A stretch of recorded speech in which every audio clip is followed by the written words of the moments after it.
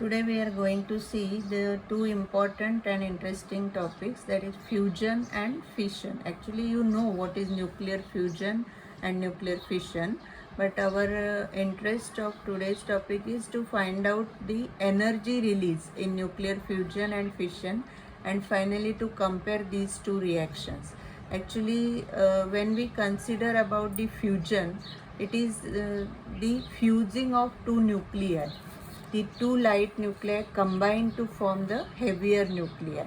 And why we are interested in such a reaction? Because of the large binding energy uh, which is released through the reaction. Actually in fusion, along with this energy, the heat is released. Actually that is the drawback of this reaction, and it is the thermonuclear reaction. You can see the examples, that is the fusion reactions with high energy beam of protons and deuterons. So this is hydrogen, means proton. So two protons are getting fused and getting converted into deuteron. Then this is the beta plus, then neutrino, and this is the energy. This is the similar reaction where two protons are getting fused to obtain helium and then neutron, and this is the energy. Actually when the fusion is taking place, what is happening are the collisions, and these collisions and the subsequent rearrangement of the nucleons, emission of energy as the kinetic energy of product particles. The product particles are going in the opposite directions, and their kinetic energy aspect is the important. Now when we are interested in the energy release in fusion reaction must be self-sustained, otherwise we cannot gain any energy from that. Now, as I said, the high temperature is the very important aspect, and temperature is of the order of 10 raised to 9 degree. It is very high temperature actually. The isotopes of hydrogen, that is deuterium, is used to experimental procedures. Now what is the ratio in which this deuterium is available in nature? See here, this is deuteron to hydrogen or deuteron to proton ratio. It is 1:5000, means for 5000 these particles, one particle of deuteron is available. Now when the nuclear fission and fusion are compared, fusion is found advantageous in some aspects, that is to extract the particular fuel is costly and difficult, but in case of deuterium it is easy. And this is the most important aspect, that no hazardous waste is left. As you all aware of the fission reaction in which the radioactive elements, which is the radius, the hazardous radius is the very serious drawback. Now here this natural fusion example is the source of stellar energy, that is in stars. In sun also the energy of 10 raised to 26 joules per second is emitted. And for all these types of reactions, what are important are certain cycles. So now we'll see the proton-proton cycle. See, in the proton-proton cycle, at the end we will see the combined reaction, but initially we can see how this proton and this proton are getting fused to give the deuterium, as we have seen earlier. It is again very similar. Then this helium plus helium, two helium atoms, and we are getting, this is helium 3, but now we are getting helium 4, and this is the comparative high energy. Finally what happens in this particular combined reaction is this: 4 protons are involved, getting converted into helium, then the positrons, then the neutrino, and the gamma photons. Finally, if we want to find out the energy released in this reaction, this is on the reactant side and these are on the product side. So mass of the proton is known, so that is multiplied by 4 minus mass of these things. So we get the difference of mass is 0.0286 units, means AMU, and that is multiplied by our energy term. So finally what we get is this energy, 24.3 MeV. Now see the carbon nitrogen cycle. When we go for the carbon nitrogen cycle, it is very important to understand the aspect in case of the high temperature stars. See here, this is proton, this is carbon 12, now getting converted into nitrogen 13, and you can see the gamma photon and energy. Now this nitrogen 13 is radioactive. This is the star indicating. The time also is given in 10 to 10.1 minutes. It gets converted into carbon 13 and all the other products are there. Again coming back to nitrogen 14, this nitrogen 14 is again getting converted back into oxygen 15. See all these reactions again in 2 minutes, 2.05 minutes, again this conversion takes place, and finally we get this. So this overall cycle is combined in this particular reaction. So again there are 4 protons, helium, then the positrons, then neutrino and gamma photons, and the total energy is this 26.72 MeV. Now this conversion of hydrogen into helium is a mass exchange reaction, as we have seen, and accordingly when we consider the sun, then the time taken for the complete conversion of hydrogen into helium is this. It is calculated to 3 into 10 raised to 10 years.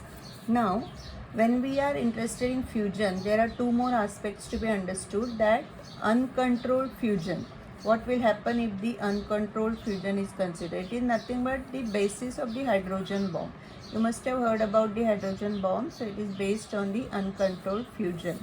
Now when we consider this hydrogen bomb, it is a fission fusion reaction process, because it is a device which is based on this combined aspect. The central part is the fission bomb, and fission means we are having this particular radioactive element, uranium 235 and plutonium 239, and then it is surrounded by the atmosphere of deuterium and tritium. And again see the temperature, similar temperature 10⁻⁷ to 10⁸ degree Celsius. So finally this reaction is again a complete cycle. You can go through this. You can see the deuterium, then heavy hydrogen, and then finally it is getting converted. But what is needed over here is the ignition. This is the fusion bomb, so it needs the ignition. Now controlled fusion. See, whenever any reaction like fission or fusion is to be considered, if it is possible to control the same, then what we get is the expected energy. But here what is expected is, for the controlled fusion, the reactor can be used to generate power, but there is one more problem, because the very high temperature during this fusion is the drawback. Now this deuterium tritium reaction is preferred to get the maximum energy, and what we get is plasma. The ionized particles, very highly ionized particles, that is the plasma. Now the plasma can increase the collision probability, but when it will be possible? If the density is high of this order, if the temperature is nearly 10⁸ K, then when we consider this confinement time tau of 1 to 2 seconds, finally it is expected that this product should be greater than or equal to 10⁻20 seconds per meter cube, and this is called as the Lawson criteria. The vaporization of the containers due to high plasma temperature is a drawback. It is a very difficult issue, that when we want to carry out this reaction practically, then the reactor itself fuses, or the very high temperature is the drawback. Now it is asked to calculate the kinetic energy of the particles in the deuterium tritium fusion reaction. So the things are given. Now we can go like this. For the head-on collision, means the collision in front of each other, you can consider it. So deuteron and tritium. So the kinetic energy, this is the equation. Twice the kinetic energy is this. So we can substitute the given things and we get this. So our kinetic energy is this 0.0225 MeV. Now average kinetic energy by definition or by theory, it is 3/2 kT. So we get T is equal to this. So it is 1.74 into 10⁹ Kelvin. Now fission. Nuclear fission you have already studied in much detail in TYBSc. and we are going for this reaction only every time, because uranium 235 is the only it is the radioactive element which is giving spontaneously the particular reaction. But here the slow neutron is made to incident on the target, and what we get is the combined nuclei. This is a compound nucleus. It is not directly getting converted over here. First the compound nucleus uranium 236 is formed, and this then gets converted into barium and krypton. Now the disintegration of this heavy nuclei into two nuclei is nothing but fission. And when we go with the variation of the number of neutrons with respect to Z, we can have, this is the NZ line, normal NZ line, and we can see the fission fragments if it is the parent nuclei. The whole cycle is given over here. You just go through this. What happens to, this is the original reaction, and then what next to that, what happens to all these elements is given over here. Now, as I said, we are interested to see the energy release in these reactions. So when we go for energy release in uranium 235, you must remember that it is of the order of 200 MeV. But how it goes like this, we have to go with the reactants and the products. On the reactant side, see here, uranium 235. So this is the mass energy, this is neutron. So this is on the left hand side, these are on the right hand sides. The difference is 0.223 AMU, and the Q value or the energy converted will be obtained after multiplying by 931, so it is 208 MeV.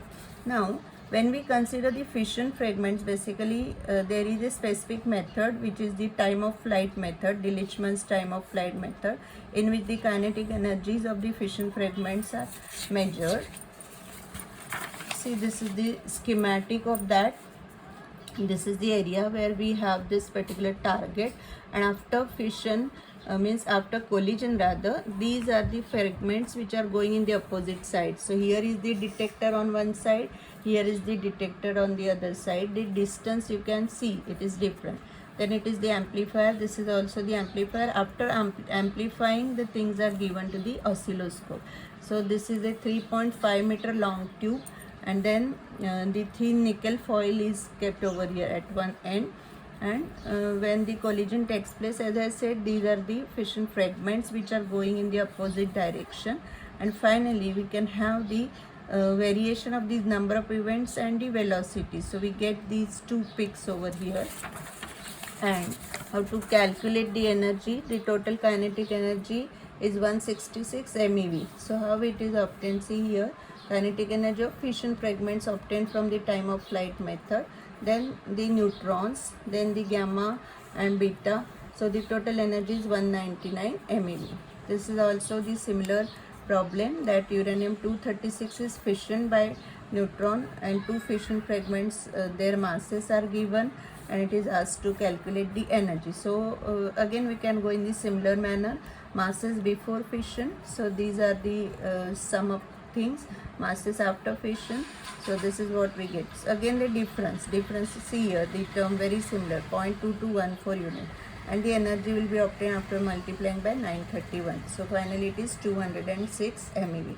So everywhere when you go, you can see that on an average 200 mega electron volts is the energy release per fission of uranium atom. Thank you.